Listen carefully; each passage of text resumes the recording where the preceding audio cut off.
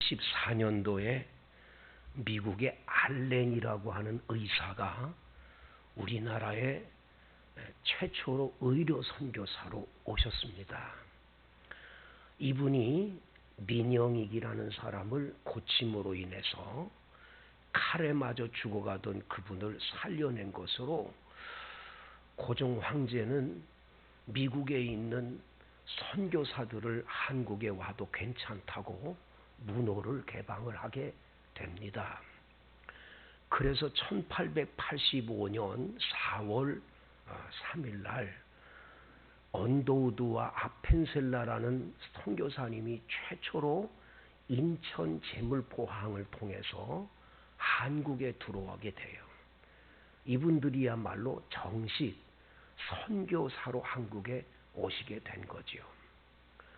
그런데 그 이후에 한국에 많은 선교사님들이 오셔서 열심히 선교를 했습니다. 특별히 감리교회에서 파송받은 하디라고 하는 목사님은 북쪽에 있는 원산이라는 곳에서 선교를 하셨습니다. 그 원산에서 선교를 해서 교인들이 이렇게 모이기 시작을 해서 교회가 이제 시작이 됐는데 이 하디 목사님에게 큰 고민이 하나 생겼습니다. 그것은 교회에 나온 교인들이 삶의 변화가 없는 거예요. 술을 먹고 취해서 노래를 부르며 길가에 누워있는 그 사람들이 예수 믿겠다고 교회에 왔으면 교회에 몇 년간 다니다 보면 변화가 일어나야 되는데 여전히 술을 먹고 그대로 사는 거예요. 노름하는 분들이 노름을 버리고 그 노름하던 걸 버리고 성경책을 집어들고 이렇게 은혜를 받아 살면 좋겠는데 여전히 노름을 하는 거예요. 한국 사람들에게 가장 고치기 어려운 것 중에 하나가 뭐냐? 말에 항상 욕이 섞여 있는 거예요. 그 욕을 못 버리는 거예요. 그냥 만나면 교회 안에서도 야 이 강아지 아들아 그리고 막 하고 막 너무 그냥 욕을 너무 심하게 하니까 이게 안 바뀌는 거예요. 하디 목사님은 고민에 빠집니다. 왜? 예수의 복음이 들어가면 인격의 변화가 일어나야 되는데 변하지가 않을까? 참 희한하다. 이 문제를 놓고 하디 목사님이 하나님 앞에 간절하게 기도를 합니다. 어느 날 기도를 하는데 성령께서 하디 목사님에게 말씀을 하시는 거예요. 하디야, 너는 한국 사람들이 변화되기를 원한다면서 왜 너는 안 바뀌니? 그거예요. 하나님, 제가 언제 노름했습니까? 제가 언제 술 취해가지고 대자로 누워서 노래 부르며 그렇게 길가에 누웠던 적이 있습니까? 내가 언제 욕을 했습니까? 하나님이 그러시는 거예요. 아니, 그게 아니야. 네가 선교사라면서 한국 사람들을 무시하고 얼마나 교만했냐? 한국 사람들을 우습게 여겼잖아. 한국 사람들의 인격을 얼마나 무시했냐? 그러면서 하디 목사님의 잘못을 성령이 지적을 해 주시는 거예요. 하디 목사님은 자신이 지은 죄가 너무 부끄러워서 하나님 앞에 눈물로 회개를 하고 주일날이 됐습니다. 성도들이 이렇게 모여 있는 자리에서 예배를 인도하면서 솔직하게 고백을 합니다. 제가 선교사로서 큰 잘못을 저질렀습니다. 제가 한국인들을 너무 무시했습니다. 저는 교만한 사람이었습니다. 저는 악한 사람이었습니다. 하나님 앞에 회개합니다. 여러분 용서해 주세요. 회개합니다.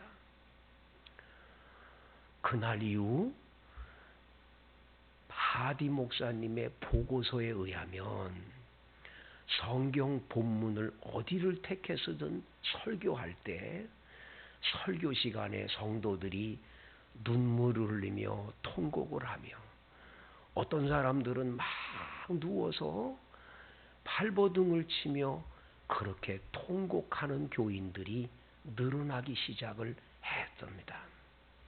이 원산 부흥의 운동이 나중에 평양으로 가서 평양의 장대현 교회에서 부흥회가 열렸을 때 유명한 길선주 목사님이 공개적으로 자기의 죄를 고백을 해요. 제가 친구가 죽어가면서 그 미망인인 아내가 그 집안 정리를 잘 못할 것 같으니 자네가 좀 정리를 해주게 하고 부탁을 했는데 제가 그 정리를 하면서 일부분의 돈을 빼내서 제가 착복을 했습니다. 잘못했습니다. 주님 잘못했습니다. 눈물로 회개를 하니까 성도들이 다 따라서 자신의 죄들을 고백을 하므로 이 평양대 부흥의 운동의 역사가 점점점 부흥회를 통해서 대한민국의 많은 사람들을 변화시키고 오늘의 한국교회가 세워지는 역사가 나타난 거지요. 그런데 여러분, 오늘 우리 시대에 진정한 회개가 있을까요? 제일로 안타까운 것은 오늘 우리 시대에 가장 안타까운 것은 이 나라의 지도자들이라는 사람들이 뻔하게 죄들이 드러나는데도 아니라는 거예요. 자신은 죄가 없다고 모두가 다 가리고 그냥 자신이 아니라고 끝까지 우겨대면서 이 나라가 지금 이렇게 가고 있다는 게 너무너무 안타까운 거죠. 여러분, 이렇게 지도자들이 자신의 죄들을 고백하지 않고 용서받자고 하지 않는다면 저들을 바라보고 자라는 청소년들과 어린아이들은 무엇을 배울까요? 자신의 잘못을 솔직하게 고백할 줄 아는 내가 실수했습니다. 잘못했습니다. 이런 정도의 인격을 가진 사람들이 지도자가 되어야 나라의 미래가 밝은 건데 우리나라는 참 안타까운 게 이런 지도자들을 만나기가 너무나 어렵다는 거예요. 교회도 마찬가지입니다. 성도들이 하나님 앞에서 잘못된 죄가 있는데 그것을 나를 보지 않고 남을 보면서 네가 죄인이다. 나는 죄인 아니다. 이러면 거긴 희망이 없는 거예요. 나를 볼 줄 알아야 되는데 내가 어떤 죄인인가를 볼 줄 아는 게 그렇게 중요한 거죠. 오늘 본문에 예수님의 이 이야기 속에 베드로가 나옵니다. 54절을 보겠습니다.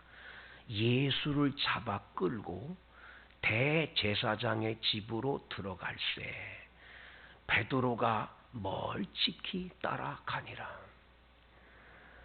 이왕 예수 따라가려면 가까이 따라가야지 왜 하필이면 멀찍이 따라갔는지 모르겠어요. 아예 도망가려면 아예 도망을 가든지 따라오려면 확실하게 따라와야 되는데 멀찍이라는 단어가 참 안타깝죠. 오늘도 교회에 다니는 성도들 가운데 예수님 따라간다 하면서도 예수님 가까이 모시고 예수님과 함께 살기보다는 멀찍이 따라가는 교인들이 의외로 많습니다. 한 발은 세상에, 한 발은 교회에 들이고 왔다 갔다 하면서 그저 적당히 그러면서 예수님과 거리가 먼 길을 걷는 교인이 의외로 많다는 게 안타깝지요. 근데 여러분 이걸 알아야 됩니다. 예수님 멀찍이 따라가는 사람에게는 반드시 사탄의 유혹이 있다는 거예요. 사탄의 공격이 있다는 거예요. 시험거리가 반드시 있다는 거예요. 오늘 본문에도 베드로에게 이러한 시험거리가 찾아옵니다. 사람들이 뜰 가운데 불을 피우고 앉아서 베드로도 그 가운데 함께 앉아 있었습니다. 예수님 십자가에 못 박히실 때가 6월절이니까 6월절은 이제 겨울이 지나고 새로운 봄이 시작되는 그러한 때입니다. 밤에는 춥지요. 그러니까 불을 피워놓고 앉아 있었던 겁니다. 한 여종이 베드로의 불빛을 향하여 앉은 것을 보고는 주목하여 말합니다. 이 사람도 그와 함께 하였느니라. 이 말은 지금 예수님이 붙들려서 대제사장의 지금 집에 가가지고 종교 재판을 받고 있는 중이에요. 그 바깥에서 불 쬐고 있는데 저 예수하고 이 사람 같이 있었다고 얘기를 하는 거예요. 그랬더니 베드로가 부인을 합니다. 이 여자요, 내가 그를 알지 못하노라 이렇게 말합니다. 그랬더니 조금 후에 다른 사람이 보고 말합니다. 너도 그 도당이라. 그랬더니 베드로가 말합니다. 이 사람아, 나는 아니라 이렇게 말합니다. 자, 불을 쬐고 2번 예수님 모른다고 부인했습니다. 그 다음 절을 보세요. 59절에 1시간쯤 있다가 그랬습니다. 얼마쯤 있다가요? 2번 부인하고 1시간이 흘렀어요. 자, 이 2번 부인하고 1시간이 흐르는 기간에 베드로의 머릿속에는 어제 바로 얼마 전에 요 저녁 최후의 만찬석상에서 예수님께서 야 베드로야, 네가 다 굴기 전에 네가 3번 나 부인할 거야. 그 말씀이 떠올랐어야 돼요. 근데 안 떠오르는 거예요. 왜 그렇지요? 예수님 멀찍이 따라가고 시험에 들지 않게 기도하라 하셨는데 기도 안 했던 베드로에게 사탄 마귀의 공격은 너무 집요하기 때문에 생각되지 않는 거요. 보이지가 않는 거지요. 1시간쯤 있다가 한 사람이 장담하여 말합니다. 이는 갈릴리 사람이니 참으로 그와 함께 있었느니라. 성도 여러분, 이 지방에서 어렸을 때 성장한 분이 서울로 올라오거나 여기 경기도 지역에 와서 이제 표준 언어를 공부를 같이 해서 이렇게 표준 언어를 평상시에 씁니다. 그러면 그분 고향을 잘 모르는데 이 다급한 일이 생기면 갑작스럽게 아주 황당한 일이나 갑작스러운 그런 일이 생기면 어렸을 때 쓰던 언어가 튀어나온대요. 근데 아마 베드로가 갑자기 너 저 사람 도당이라고 그랬더니 아니라고 말을 하는데 갈릴리 방언, 갈릴리 사투리를 쓴 거예요. 그랬더니 너도 저 사람하고 똑같아. 너 갈릴리 방언을 했잖아. 지금 갈릴리 사투리 썼잖아. 이렇게 얘기를 하는 거죠. 베드로가 말하지요. 이 사람아, 나는 내가 하는 말을 알지를 못하겠노라. 내가 알지 못한다고. 그렇게 부인을 세 번째 했는데 여기 끝에 이렇게 했어요. 아직 말하고 있을 때에 세 번째 부인하는 말을 하고 있을 때에 갑자기 꼬끼옥하고 닭이 우는 거예요. 꼬끼옥하고 닭이 울었는데 닭 울음소리와 함께 다 같이 61절을 보세요. 어떻게 되지요? 주께서 돌이켜 베드로를 보시니 베드로가 주의 말씀 곧 오늘 닭 울기 전에 네가 3번 나를 부인이라 하심이 생각나서 여러분 꼬끼옥하고 닭이 울 때 예수님이 지금 오락줄에 묶이셔서 재판받으시다가 꼬끼옥하고 닭이 우는 순간 뒤를 이렇게 돌아보셨어요. 예수님의 눈과 베드로의 눈이 마주친 거죠. 베드로가 닭 울음소리가 들리고 예수님이 자신을 쳐다보는 순간에 딱 예수님 말씀이 생각나는 거예요. 어제 예수님께서 바로 얼마 전에 최후의 만찬 석상에서 네가 나를 닭 울기 전에 3번 부인하라고 할 때 내가 죽을지언정 절대로 죽을지언정 예수 버리지 않겠다고 장담하고 큰 소리 쳤던 나였는데 세상에 내가 예수를 모른다고 3번 부인한 거야. 여러분 이것이 생각났을 때 그는 어떻게 했나요? 62절을 보세요. 밖으로 나갑니다. 그리고 그는 심히 통곡을 했지요. 자신이 지은 잘못, 예수 모른다고 부인한 잘못, 자신이 이렇게 연약한가? 그는 얼마나 이 눈물 속에 여러 가지가 섞여 있었을까요? 그는 통곡하며 울었음을 말해 줍니다. 유럽에 가면 예배당들이 아주 화려한 예배당들이 많이 지어져 있어요.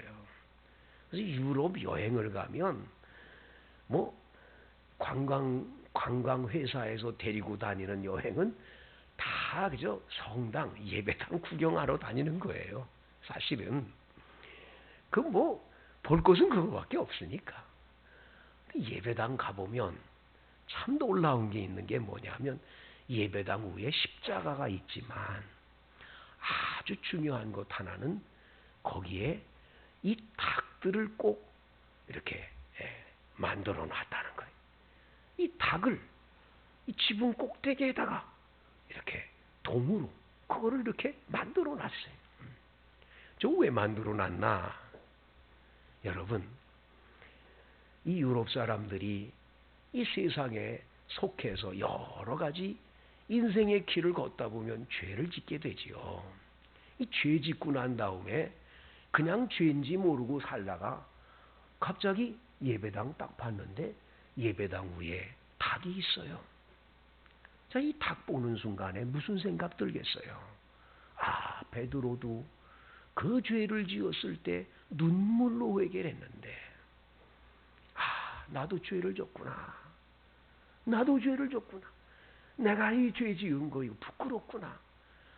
베드로의 통곡을 생각하며 그 지붕 위에 있는 그 닭을 보도록 한 거지요. 성도 여러분, 우리들이 본문의 말씀을 읽으면서 베드로 하찮게 예수 모른다고 3번이나 부인해. 참 불쌍한 사람. 나는 아니지. 이게 아니라 우리들도 얼마든지 세상 살다 보면 나도 모르는 사이에 주님이 원하는 길이 아닌 죄악의 길에 나도 모르는 사이에 빠져드는 일들이 얼마나 많은가 말이죠.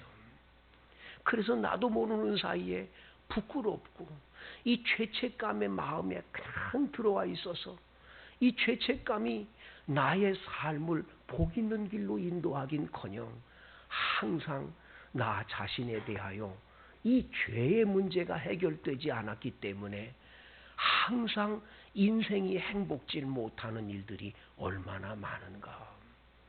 여러분, 사람을 미워하기 시작하잖아요. 얼굴색이 변합니다. 아주 나쁘게 변합니다.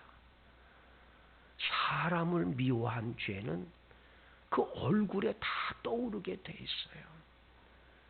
여러분, 닭소리가 아니라 거울을 한번 들여다보세요. 내 얼굴이 어떻게 변하고 있는지. 평안한 얼굴인가 아닌가. 여러분들과 제가 죄를 마음에 품고 절대로 행복할 수 없어요. 돈을 많이 벌면 행복할 거다. 여러분, 돈 많이 벌어서 행복한 줄 알지만 돈 많은 사람들이 왜 자살을 합니까? 왜 비참하게 죽습니까? 그거는 죄책감을 해결받지 못했기 때문인 거예요. 외국 사람들은 마약을 합니다. 우리 한국 사람들은 알코올 중독에 걸리는 사람이 많습니다. 왜 그렇습니까? 죄책감을 해결받지 못하기 때문인 거예요. 그런데 주님은 우리에게 얼마나 큰 은혜를 주셨습니까? 주 앞에 나아가 죄를 고백만 하면 용서받을 수 있는 엄청난 은혜를 베풀어 주셨는데 왜 우리는 주님 앞에 나아가 고백하는 것을 싫어합니까? 마귀란 놈은 우리에게 찾아와 말하지요. 야, 남들도 다 짓는 죄인데 뭐 너만 죄졌냐? 저 사람 봐라. 저 사람은 너보다 더 큰 죄인이다. 너는 아무것도 아니야. 이런 소리에 귀를 기울이며 마귀의 속삭임 속에 빠졌어. 남의 눈에 있는 티는 보면서 내 눈에 들보를 못 보기 시작을 하면서 회개가 사라져버리기 시작을 하는 거죠. 한국에 적어도 기독교인이 1,000만 명이 있다고 말한다면 우리나라의 정치 지도자 가운데 기독교인이 많을 것 아닙니까? 그러면 정치 지도자들은 자신이 지은 죄에 대해 철저하게 잘못을 인정할 수 있어야 되는데 그런 문화가 안 되면 대한민국에 살 길이 뭡니까?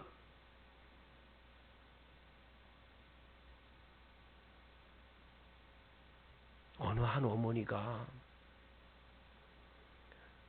딸아이를 키우면서 이 딸아이가 조금 늦게만 오면 야단을 치고 그 아이 사춘기 때 조금 빗나갔는데 그냥 욕을 하고 그 아이에게 하지 못해야 할 일들을 많이 행했습니다.